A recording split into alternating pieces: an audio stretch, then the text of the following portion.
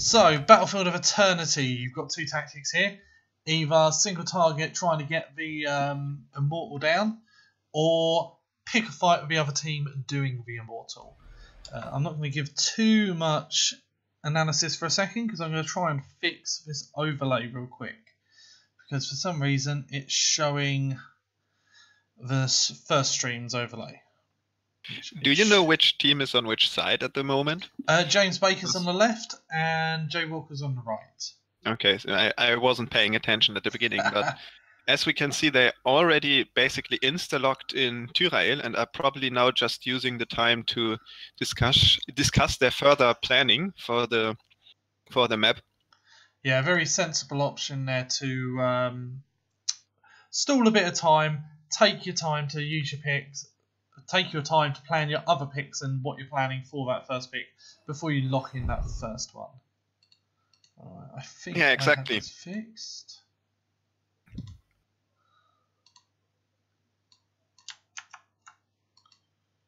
Okay, and now if I start Revlo betting, this should in theory work.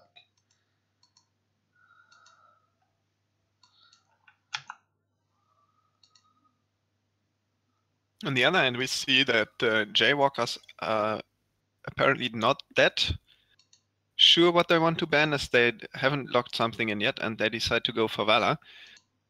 Of course, pretty strong hero at the moment in general, and really, really strong because of her high auto attack damage, so she can deal quite a bit of damage to the Immortals and absolutely help win the race. Yeah, especially because she can just basically farm hatred stacks on Immortal, stay at max stacks constantly, and when she's at max hatred, she does a lot of damage. Revlo betting is now up and running, by the way, ladies and gentlemen. It was my mistake. We'll ignore that. The Diablo to go. So I'm a big fan of Artanis. I'm definitely a big fan of Diablo. I assume they're going to lock in a Thrall? No? Not going for the typical Thrall Diablo combo then. Going. To be fair, would you want a Thrall, Diablo and Artanis? It's a lot of frontline in your team, I suppose. Yeah, James Baker basically has now secured their frontline and their support. And whoa! I think we had a disconnect. Yeah, it seems that way.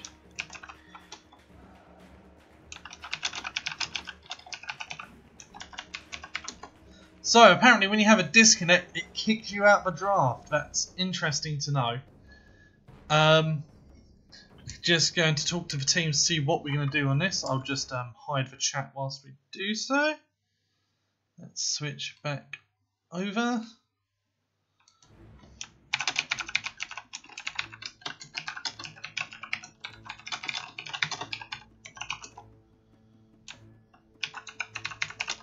Luckily it was still in the beginning, so it is quite easy to remember all of the picks. Absolutely. So we are going to repeat the draft with the same hero picks. We're just waiting for the disconnected person to rejoin. Yeah, and I think we just started with the second ban phase. Yeah, I don't know if anybody had locked in a second ban yet though. No, I don't think so. I don't believe so. So. It was Tyrael and Vala banned, and then Ziv and ETC for Jaywalkers, and Artanis, Diablo, and Rhaegar. Artanis, perfect. Awesome.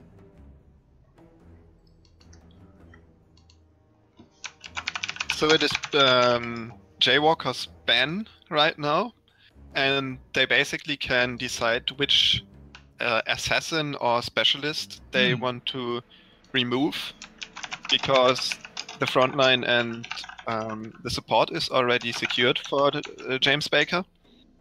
So for them the question is what is the worst for them, what is the worst backline they could face, and they can decide on what to ban in that regard. On the other hand, James Baker could still try to reduce the amount of frontline for or possible frontliners. Choke them out of it. Yeah, because they already secured all of them, and the opponent only has ETC, so if they want to take another frontliner, they could limit the options. And with having already Artanis and Diablo, they have a really, really strong frontline with a lot of potential to isolate an opponent and I think a second frontline is really helpful there to increase the peel and the counter engagement that the team has. Absolutely. We're back with the draft now, so the first ban should be a Tyrael on the side of James Baker, followed by a Vala ban on the side of Jaywalkers.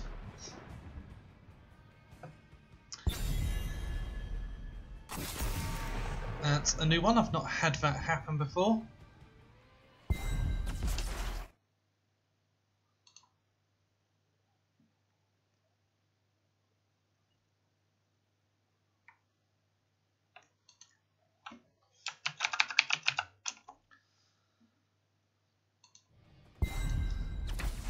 So yeah, lock them in, and now we're back to the ban phase. We're back to where we were.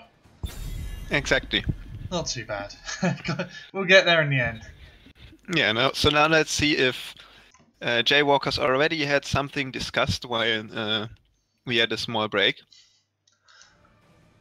But and they've actually had a bit of yeah, as I say, they've had a bit more time to think about it, so I'd be curious to see what they do ban here, if they had spent some of that extra time to discuss their picks at all. Yeah, but at the moment we don't see anything just yet.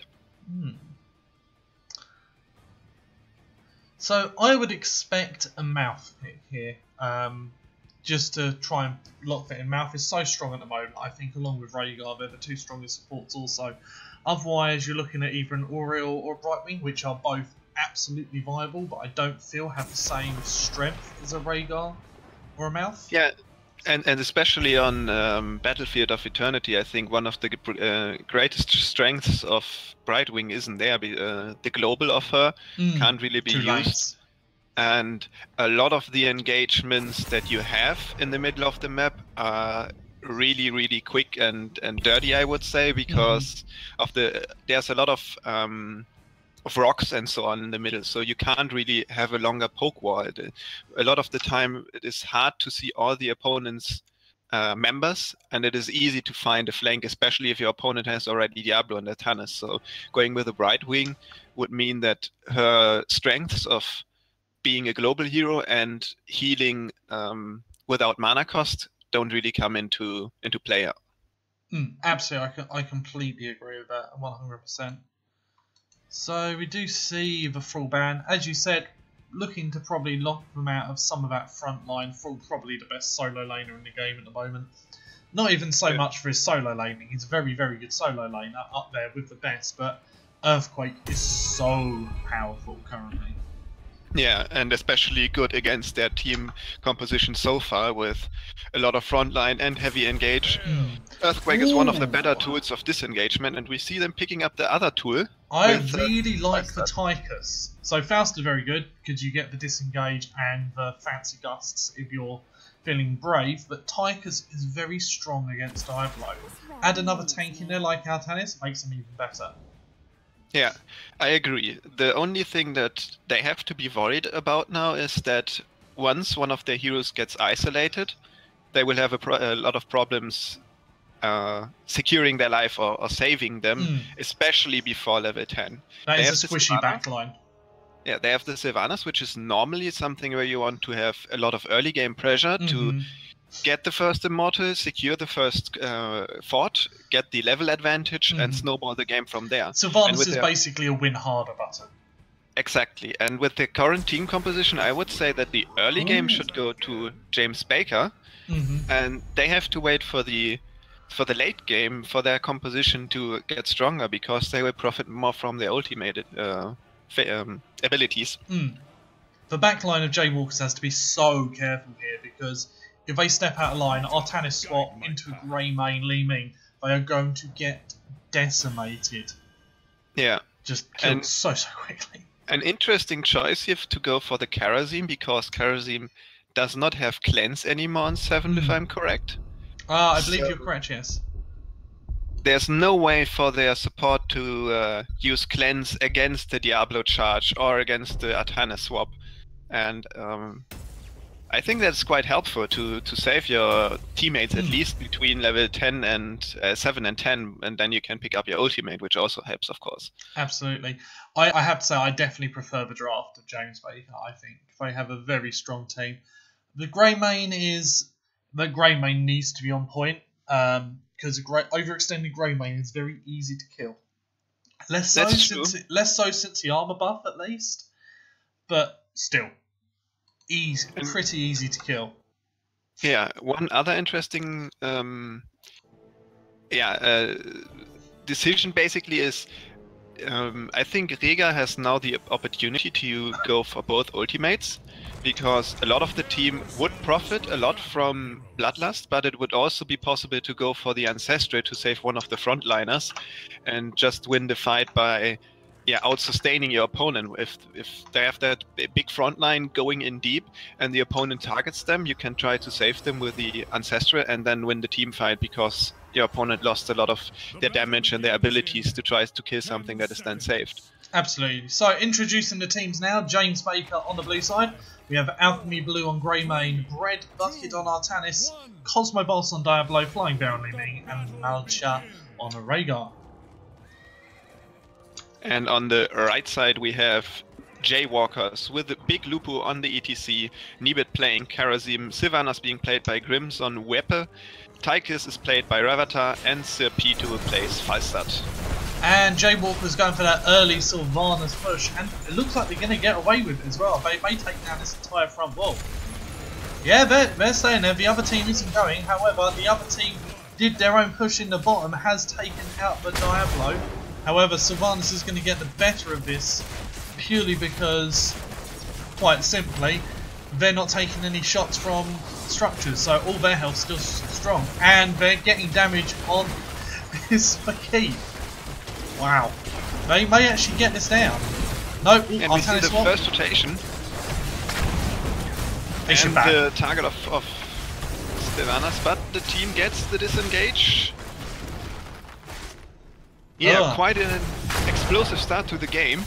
Looking at the talents, Sylvanas has gone for Dreadful Wake, which is quite possibly one of the worst talents in the game at the moment. I'm not entirely sure about it. However, big engage onto the Diablo, and the kill has been confirmed. ETC may die in exchange, though. Rhaegar trying to get away, should be okay.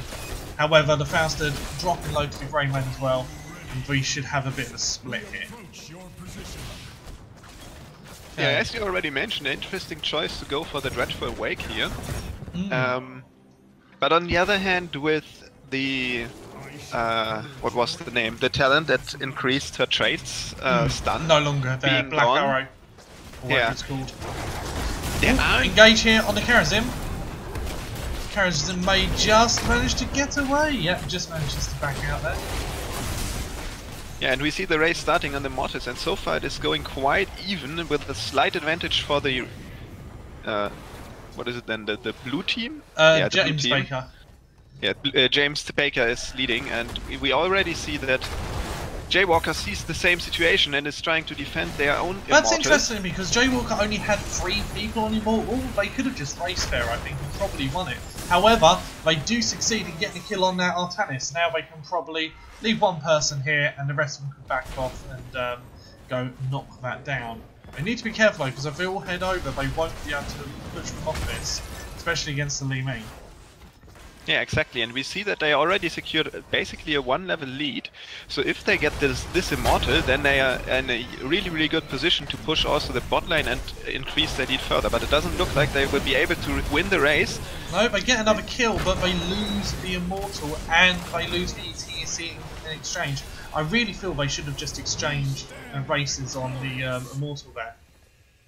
Yeah, I agree, but I think the first move in was fine to try and get a pick there and move, force the opponent back, but then it seemed like they maybe committed a little bit too much to the defense, and it is always a tricky situation, because if you're defending 3 versus 5, it is not a problem for your opponent normally to move in. But if you're defending with 4 and you're a lot far behind, in most cases the opponent can just poke enough to win the race still. Absolutely, this Immortal is going down pretty quick. Looks like the ETC will be killed once again. That is 3 deaths now for both tanks, for Diablo and the ETC, in just under 4 minutes. That's a lot of feeding. Yeah, that's true, but it is what sometimes happens in games of Heroes of the Storm, when you have really aggressive teams, that you see a lot of the kills early in the game. And on the other hand, if you have the teams being targeted more to a defensive playstyle, you can have games going 12-15 minutes without a kill at all. So absolutely, we're going to have a fight here over this top camp now, as it looks like the Diablo is going to get the kill on the Tigers. ECC does power slide in, and they managed to steal the camp. James Baker did. That's nicely done by them there. Stole the camp and got a kill. That's a good exchange. I agree, definitely, and yeah, we see that what we were talking about, that the early game is going in the favor of James Baker, basically, once the Sylvanas push was defended. However, we've got to note that that top 4 is very close to dying. A light breeze will knock it over at this point. However, if Sylvanas overextends like that, she may die, just manages to escape there. And she still stays around, so no, she's just back. Yeah, I was a little bit surprised by that.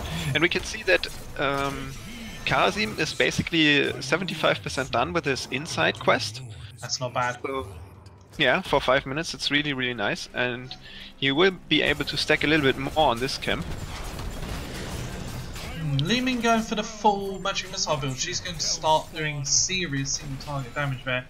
However, Jaywalkers a little late on this camp. So the initial race is going to go on the side of James Baker, almost the entire half in actual fact. So it looks like Jaywalkers are going to have to invade on the other team here, because otherwise they'll definitely lose this mortal. And it looks like they're going to as well, with Karazim diving onto that Li Ming. Zoning out James Baker for now. Fausted overextending, however, into the Diablo. Gets blown up by the Arcane Orb. Li Ming resets. Lots of damage being done. However, Artanis having to back, so it's back to 4v4. Oh no, it's going to head back in. Diablo needs to be a bit careful here. However, oh, nice face melt from the ETC, knocking the Artanis into the stun there. However, he does die in exchange also. And during all that, the top 4 did go down to that camp, so that camp pressure paying dividends for Jaywalkers there. Yeah, and finally the Jaywalkers are starting to do some damage on the opponent's Immortal as well. Even Karazim to defend, that's an interesting choice. Yeah, I don't think he has a lot of ways to actually help his Immortal base. Diving very heavily there, he needs to be careful. And we see once again the Diablo sacrificing himself so that his team gets the Immortal. And we are still at basically 2 kills a minute. Yeah, both teams playing very aggressively. However, it does look like with this Immortal going over to the side of James Baker, they should get their level 10s first. They should... No, depends how quickly they get here if they get that fort down. I don't know if there's enough shield on that Immortal to take the fort down by himself, so... Yeah, but I think there's not a lot of opportunities for the Jaywalkers to get XP at the moment, because the wave on bot is pushed quite far back, so they can't really soak there, and then they just have to wait over here. And we can see that the blue team is picking up their level 10 first, and we actually see the Bloodlust take Bloodlust, yeah, it's interesting. Greymane going with go for the throat as well, everything else pretty standard. Wave and Falls, no surprise there against the DTC. Yeah, and especially also the Suppression Pulse, a really, really good choice against a team which heavily relies on upon auto attacks to do their damage. And of course, taking the beam would also mean that Karazim would have an easier time landing, for example, a 7-sided strike. 7-sided strike, which has been taken. Yeah, but of course I meant the here on this camp. 7-sided strike has been used, Gust to disengage somewhat, however a very nice wailing arrow there, and Li Ming does fall. A pop has been used, that should be enough to stun out the rest of the team. However, Artanis very, very low, the Tigers falls, Rhaegar falls, the Artanis falls. That's a 3-for-1 exchange thus far. Yeah, really, really well done here by Might get the Diablo as well. Gonna get the Diablo as well. Very nicely done. Now they could actually try to push a little bit with Sylvanas on the bot lane, try to take out the wall. They are still basically 5 seconds until 4 of the members are back in action, and Diablo will take 10 seconds longer. And without Diablo, the potential to engage is a lot smaller, so they are in a safer position. Absolutely, they should be able to get the second tower down, and they should probably back. However, that leaving is doing strong burst damage there, so they are going to back off, which is probably sensible with the immortal phase about to start in 10 seconds. Yeah, and one interesting choice here in why they moved back so early is you can see that on level 4 the ETC decided to go for loudspeakers, so if he gets dragged over a wall in some way he can't get out, and he is the target that is the easiest to get over the wall, and he will probably still die if he is pushed over a wall. The more common level 4 pick obviously being the talent that lets you power slide over terrain. Yeah, it's quite helpful if you play against the Diablo, because you can bait him to 100%. try and use all of his stuff against you, and you can get out easily, and that way you can protect your team easier as well. Jaywalkers hovering around before we engage here, but looking like they're going to back off and do this camp. Not the worst choice in the world. Especially whilst the other team isn't really doing much. Yeah, and I like that choice of trying to go back and take the camp. Maybe a little bit greedy to go there with all of the players, because that meant that the opponent moved in on... Ooh, nice engage on the radar there. Yeah, nice isolation there. And Diablo is far off. Oh, Fausted does die though. Bloodlust was popped during that, as was the APOC, which was enough to take out the Fausted. Looks like the Typhus is going to fall as well. Kerosene should fall also, and probably the ETC. The ETC may just get away. And Sylvanas was really close there to get the Rega. Rega is basically escaped with 40 hit points, so just one auto attack or maybe even one Q of Sylvanas would have been enough to kill him, but Artanis was there to help him peel for Rega, so he got away. With nicely done there by the Rega, just managing to get away. Looks like they're going to get an almost full strength immortal here though. That is going to do some serious damage. And however, during all this, that top camp was pushing the Jaywalkers. If they don't go back and deal with that, that's going to get that fort down pretty sharpish. Yeah, and we see that just now James Baker is taking or deciding on the level 13 choices. So we see triple strike for Artanis, giving him one more chance on his W. And we see the Earth Shield, which is quite common, I would say, for Rega nowadays, especially if you have two high health tanks. But at least for Jaywalkers, they also were able to secure their level 13s for the fight that is coming up now with the Immortal pushing their top keep. They need to be careful here, because with that Immortal having so much health, all it takes is a couple of picks, and then that potentially could be game, even at this early fight. I agree, definitely. However, they're doing the right thing. They're defending it pretty safely. Titus does eat a stun there, but should be able to back off well enough that he's not in any real danger. They just need to be careful of that Artanis swap at the moment, really. Yeah, and we see the first ultimate is down. The laser of Tychus did not a lot there because it was placed quite aggressively. Close to something, nothing. However, suppression pulse and wailing arrow both used, along with the APOC. Ultimates being popped left and right, nobody falling though. That was a pretty good defense there, Jaywalkers. That could have been a lot worse. Yeah, and I think there was we see the stage dive for the engage. Ha! Fausted dying as well as the Greymane. Good. That was good reaction time by the Greymane there. Realises he's going to die, picks the squishiest target there, and murders him before he dies. Nicely done. Yeah, really well played. Top camp picked up there for the Jaywalkers. I imagine they're going to try and push for this and get that top fort down. Or they may actually try and invade on the other camp there, which could be very dangerous. We do have a disconnect here, however it is player responsibility to pause the game. So we'll see if they do so. It may have been a very quick DC. And we do have that disconnect. Players have a time pool of 10 minutes. It is currently 7:57. So we'll just wait for this. So looking at this at the moment, game seems to be... It's interesting because structurally, James Baker is very much in the lead. But with that Sylvanas, all it takes is one Immortal. Yeah. Oh, apparently he may not be able to come back. According to rules, after 5 minutes, that means I have to play with a bot.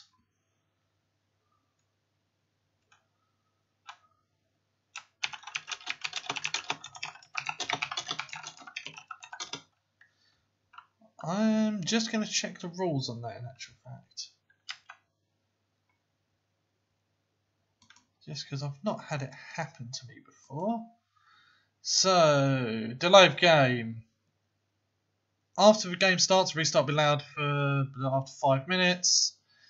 Of structure. After this point, team with difficulties must decide whether to forfeit or continue the game with a bot.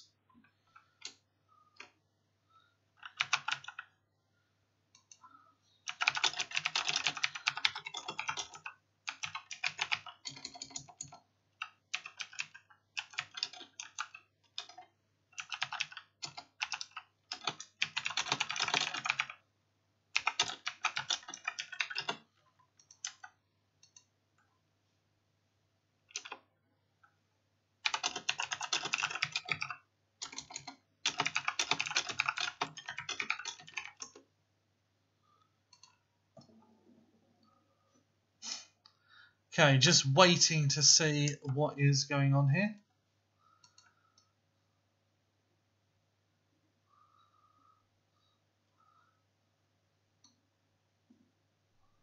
Okay, it seems.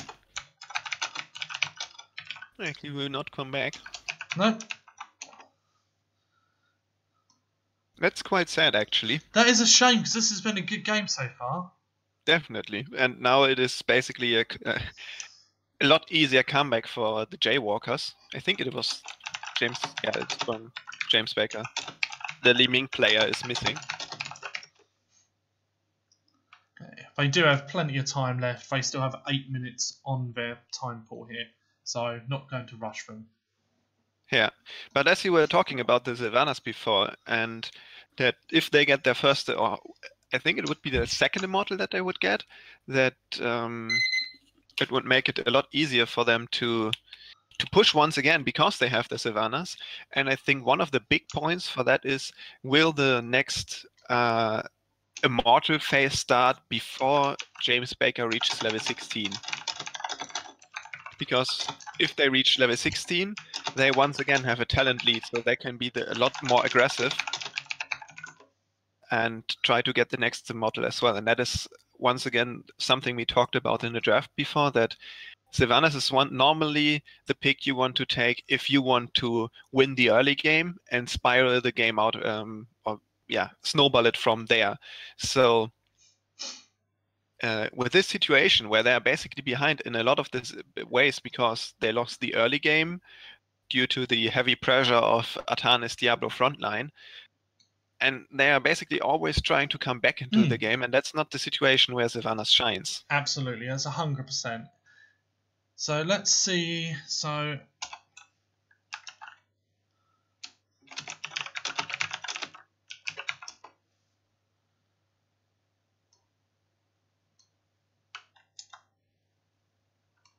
just waiting on James Baker to give us the all clear to go.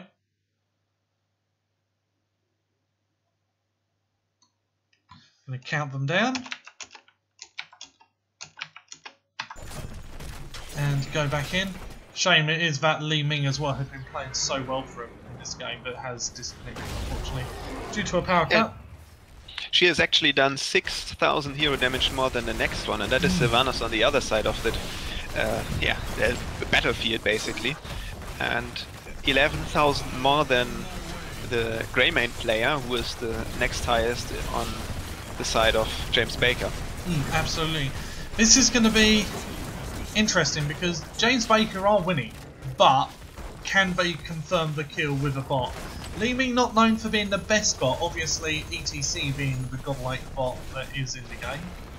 Faster needs to be a bit careful there. But I think at least it's not an Abathur bot, right? This is true.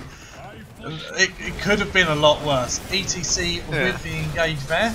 7-side strike, nearly all of the damage onto that Diablo, very nice. However, no damage follow-up. Nice swap on the ETC. APOC has been used. And 2 kills for James Baker there. As the Faustad and the ETC dies, Karazin dies also. Sylvanas trying to get away, as is the Tychus. If they confirm these 2 kills, they can finish. They can absolutely go and finish here. Red team dominated. And Make sure yeah, you've pinged that Li Ming to follow you. She's going. Yeah, I she think hasn't that found the was. I think that was a mount very button, good idea there. Do the heavy engage on them. You know you've just gotten a bot, so do a heavy engage before they've had time to kind of poke at you a bit, and just go ham. Oh, nice gust there. They need to right-click that core extra hard here to get that extra 40% damage done to it. They should be able to finish. Greymane doing a lot of damage to the core. It's game number 1 with a bot for the last, well, 2 minutes. Goes over to the side of James Baker. Yeah.